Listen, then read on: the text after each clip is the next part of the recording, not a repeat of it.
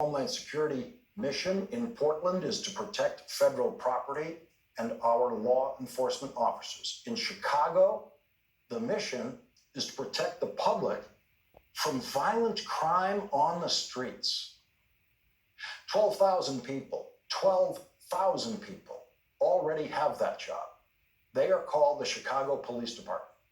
So how many people is Donald Trump sending to Chicago to do the job that 12,000 people are already doing? Is Donald Trump going to double the police presence in Chicago, put another 12,000 law enforcement personnel on the streets of Chicago? No. Donald Trump is sending 200 people. 200.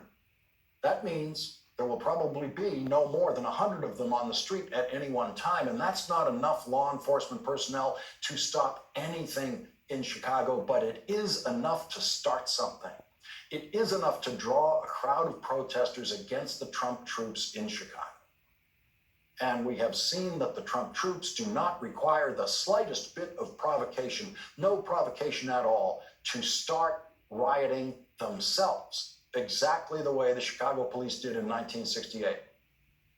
Here is a video of what is now the Trump police riot that has gone viral, of a Navy veteran in Portland who literally stood there doing absolutely nothing as the Trump troops did exactly what Donald Trump wants them to do.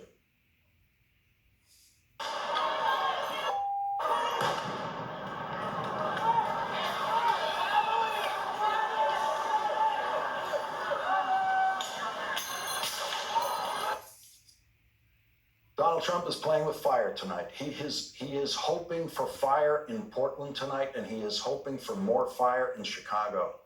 Attentive viewers of this program know that my book about the 1968 presidential campaign is entitled Playing with Fire. That title was the suggestion of my brilliant editor, Scott Moyers, and it refers to many aspects of the 1968 campaign, including the fire of the Vietnam War that was raging a world away from the police riot in Chicago.